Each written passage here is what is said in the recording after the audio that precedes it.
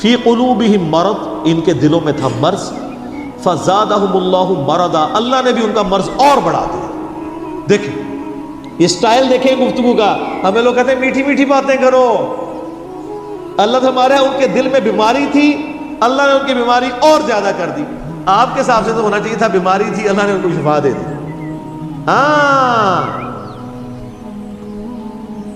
کتابوں کا خدا اور ہے اور بابوں کا خدا اور۔ اللہ بے پرواہ ہے، وہ بھیک نہیں مانگ رہا آپ سے کہ میرے اوپر ایمان لے کے آؤ، وہ تڑی لگا رہا ہے آپ کو، ایمان لاؤ گے تو ٹھیک، نہیں تو دوزخ میں جاؤ گے سیدھے۔ یہ ذہن میں رکھیں۔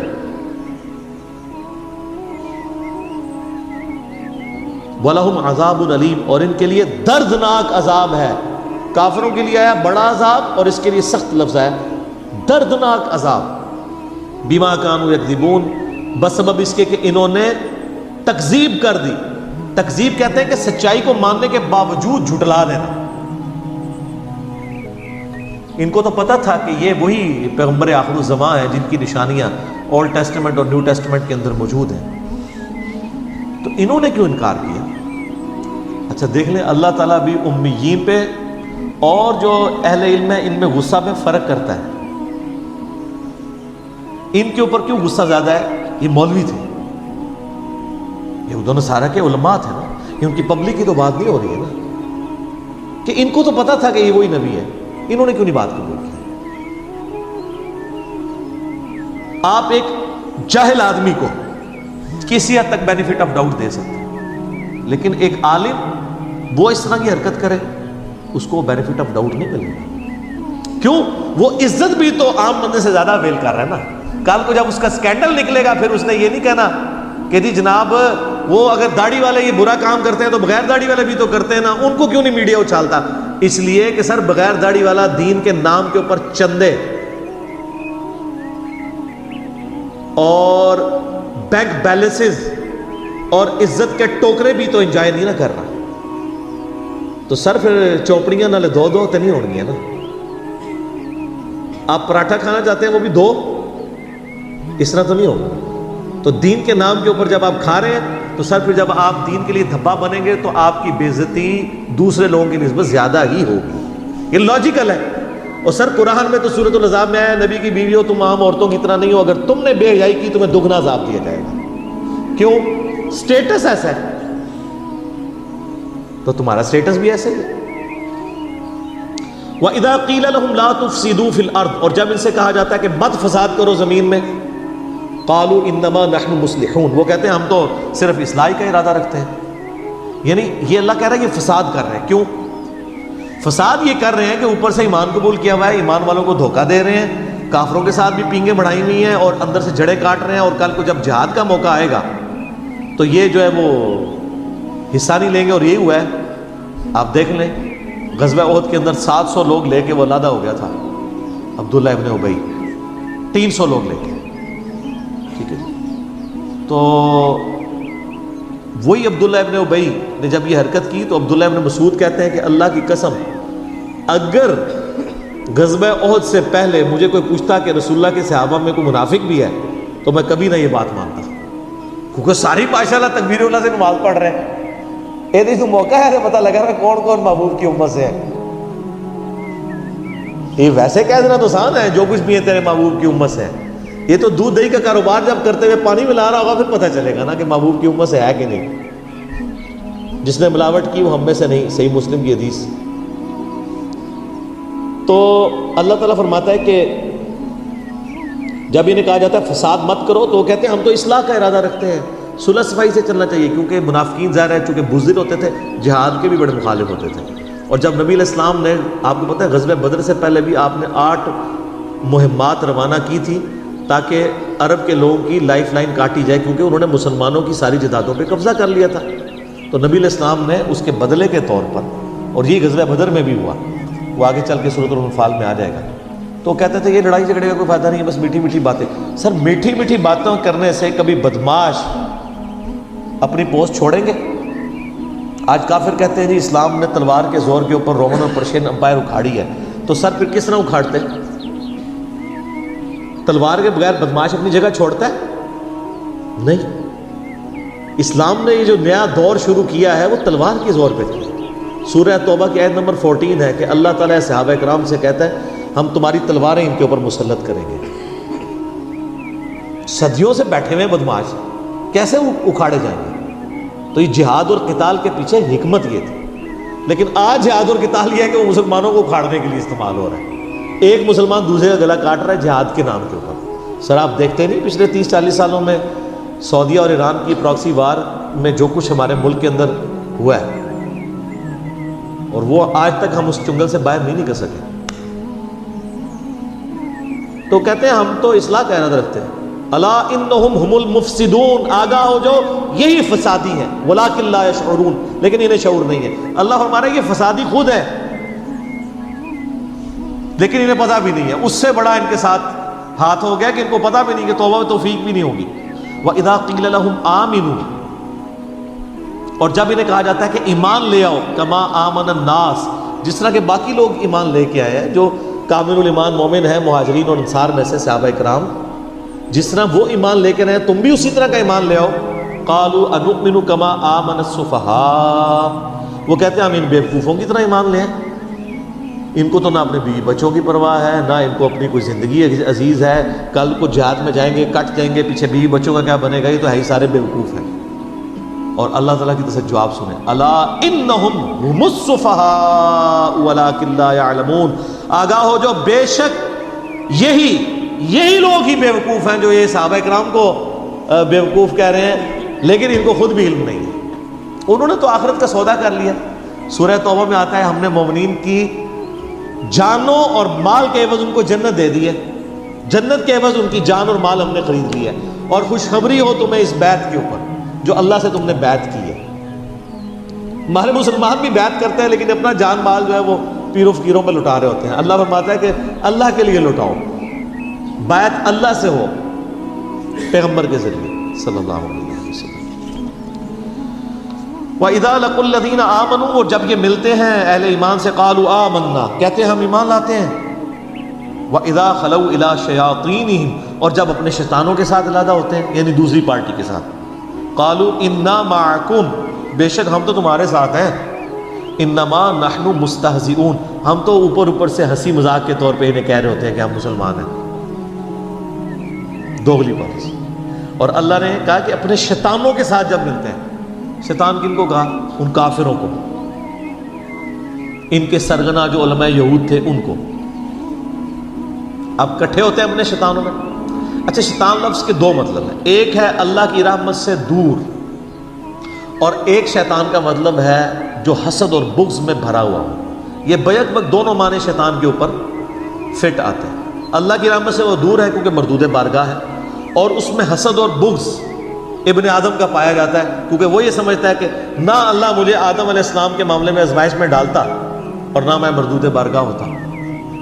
تو یہ دونوں چیزیں اس میں، تو اللہ نے یہ انسانوں میں سے شیطان ہیں وہ لوگ جن کے ساتھ منافقین ملتے ہیں، اور کہتے ہیں ہم تو مذاق کر رہے تھے، انما نحن مستہزئون، ہم تو صرف مذاق کر رہے تھے۔ اللہ تعالیٰ ہمارا اللہ یستہزئ بہم، اللہ ان کے ساتھ اصل میں مزاح فرما رہا ہے جیسا کہ اس کی شان کے لائق ہے۔ وَيَمُدُّهُمْ فِي طُغْيَانِهِمْ يَعْمَهُونَ، اور اللہ ان کو ڈھیل دے رہا ہے تاکہ اپنی سرکشی میں بھٹکتے رہیں اور سرکشی کریں تاکہ اور بڑے عذاب کے مستحق ہوں۔ اللہم اجرنا من النار، آمین۔ اچھا، یہاں پہ استہزاء کا لفظ اللہ نے اپنے لیے بھی استعمال کیا، اس پہ اعلیٰ حضرت نے جو ترجمہ کیا ہے نا وہ انہوں نے عربی میں ہی کر دیا، اللہ ان سے استہزاء فرماتا ہے۔ باقی لوگوں نے ترجمہ کیا اللہ ان سے مذاق کرتا ہے، تو اس پہ پھر وہ باقی اعتراض کرتے ہیں کہ جی دیکھیں جی مذاق تو ایک نٹوریس چیز ہے، اور اس لیے یہ لفظ اللہ کی طرف منسوب کرنا جو ہے وہ گستاخی ہے، تو وہ پھر استہزاء کا ترجمہ استہزاء ہی کر دیتے ہیں۔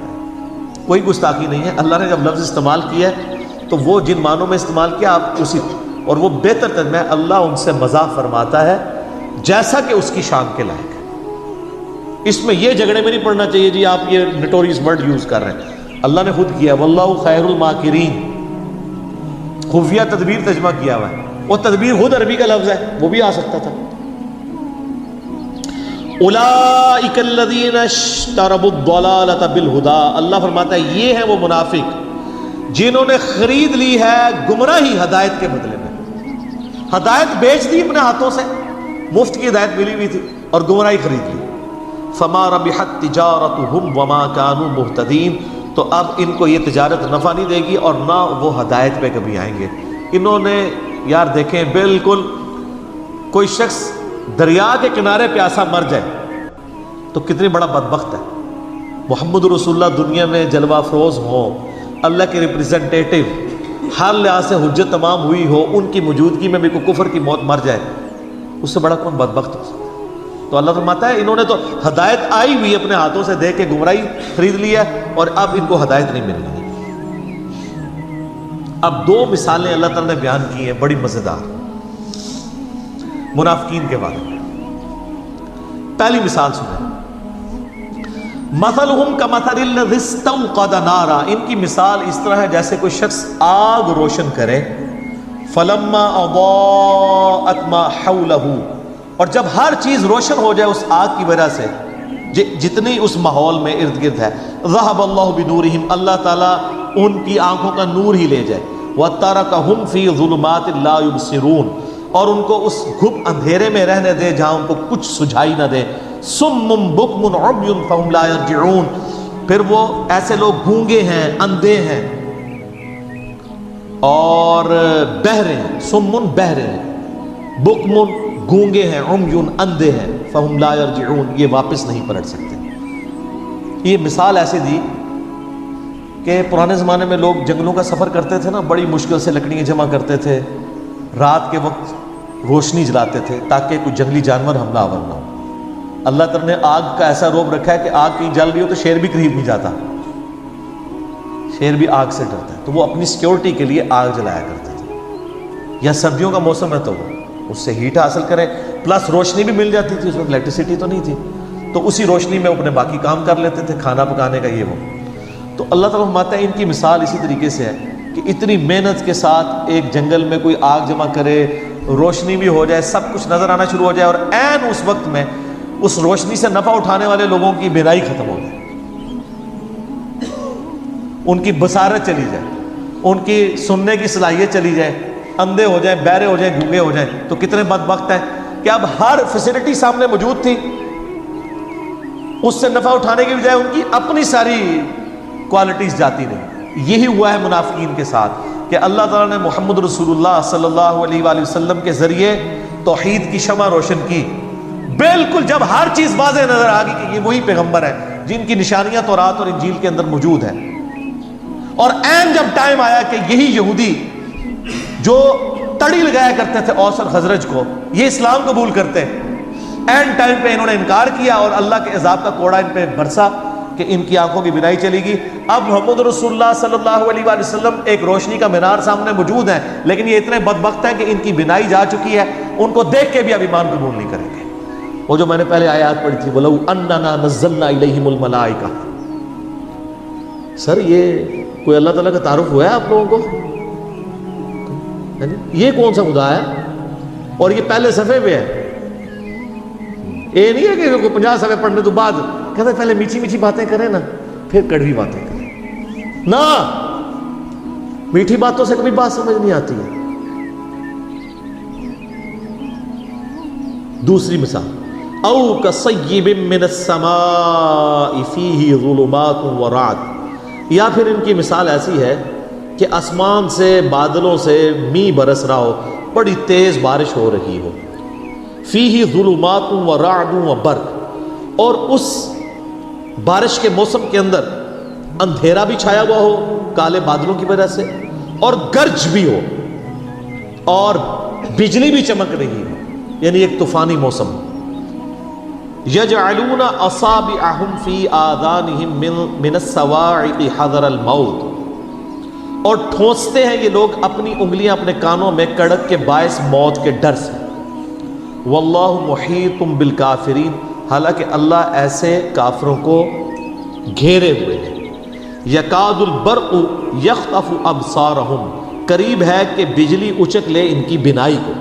کلما اضاء لہم مشوا فیہ. جب کبھی وہ بجلی چمکتی ہے تو اس بجلی کی چمک کی وجہ سے وہ روشنی جو آتی ہے اس روشنی میں چلنا شروع کر دیتے ہیں، کیونکہ گپ اندھیرا ہے کالے بادلوں کی وجہ سے، دن کے وقت بھی ہو جاتا ہے رات کے وقت بھی، اس روشنی کے سے تھوڑا سا راستہ نظر آتا ہے تو چلنا شروع کرتے ہیں۔ وَإِذَا أَظْلَمَ، اور جب وہ اس پہ اندھیرا چاہتا ہے، علیہم، اس پر، ان پر، قاموا، تو کھڑے ہو جاتے ہیں۔ وَلَوْ شَاءَ اللَّهُ لَذَهَبَ بِسَمْعِهِمْ وَأَبْصَارِهِمْ، اور اگر اللہ چاہتا تو ان کی سماعت بھی لے جاتا اور ان کی بصارت بھی، کانوں اور آنکھوں سے انہیں محروم کر دیتا۔ ان اللہ علی کل شیء قدیر، بے شک اللہ تعالی ہر چیز کے اوپر قدرت رکھتا ہے۔ یہ بڑی امپورٹنٹ مثال ہے۔ اللہ تعالیٰ نے مثال دی ہے کہ منافقین جو ہے نا وہ دین پہ کنارے کنارے چلتے ہیں۔ سورہ حج میں بھی آیت ہے کہ یہ کنارے کنارے چلتے ہیں، جس طرح آج کل مسلمانوں کی اکثریت ہے۔ اگر کوئی نوجوان بچہ دین کے اوپر چلنا شروع کرتا ہے، وہ کہتے ہیں یار کیا تو نے جوانی میں روگ لگا لیا، داڑھی رکھنے کو ضروری ہے، بس اپنی چپ کر کے نماز پڑھو۔ جو تھوڑے اور لبرل ہیں وہ کہتے ہیں نماز ہی پڑھنی ہے نا، گھر ہی پڑھ لو، کیوں فنیٹک بن رہے ہو؟ حالات و واقعات جب فیور میں ہو تو سب ٹھیک، جیسے ہی مشکل آئے تو ساتھ ہی وضو ٹوٹ گیا۔ تو منافقین کے بارے میں اللہ تعالیٰ ہمارے ان کی مثال ایسی ہے کہ یہ اللہ تعالیٰ کی طرف سے می برس رہا ہے، اللہ کی رحمت کا، نبی الاسلام کی موجودگی ہے، اللہ کی طرف سے وحی آسمان سے نازل ہو رہی ہے، لیکن یہ وحی خالی وحی نہیں آ رہی ہے، اس کے ساتھ پھر جہاد کی اور قتال کی تکلیفیں بھی جڑی ہوئی ہیں، معاشرے کی جو پابندیاں ہیں وہ بھی جڑی ہوئی ہیں، باپ کو بیٹے سے الگ ہونا پڑے گا، بھائی کو بھائی سے الگ ہونا پڑے گا۔ اب یہ منافقین کا حال یہ ہے، چونکہ یہ تو دنیا دار ہوتے ہیں، جب ان کے اوپر کوئی مصیبت آتی ہے نا تو ٹھٹک کے کھڑے ہو جاتے ہیں، دین پہ چلنے سے انکار کر دیتے ہیں، اور جب حالات سازگار ہوتے ہیں تو چلنا شروع کر دیتے ہیں۔ تو یہ مذبذبین بین ذالک، اس کے درمیان یہ اوسیلیٹ کرتے رہتے ہیں، حالات سازگار ہوں تو دین پہ چلیں گے، اور جیسے ہی مشکل وقت آئے گا ٹھٹک کے کھڑے ہو جائیں گے۔ تو یہی اکثر لوگ کرتے ہیں۔ یہ دین کے معاملات اب آپ دیکھ لیں، جب دین پہ چلنا آسان ہو تو سارے بڑے خوش ہیں، جب دین کے اوپر چلنا مشکل ہو جائے تو بڑے بڑے ایمان والوں کے بھی وضو ٹوٹ جاتے ہیں۔ تو منافقین کا بھی یہی حال تھا، وہ آپ آگے چل کے دیکھیں گے، جہاد کے اندر بھاگتے تھے، اور جب کبھی کامیابی ہو جاتی تھی کہتے تھے مال غنیمت میں سے ہمیں بھی حصہ دیں، ہم نے بھی جانا ہی تھا، بس وہ کوئی مجبوری ایسی ہو۔ اور جب کبھی مسلمان شہید ہو جاتے ہیں، جس طرح غزوہ احد کے اندر ہوا، تو پھر اکیلے کہتے ہیں شکر ہے اسی پہلے ہی نہیں نال گئے۔ یہ سیم کریکٹر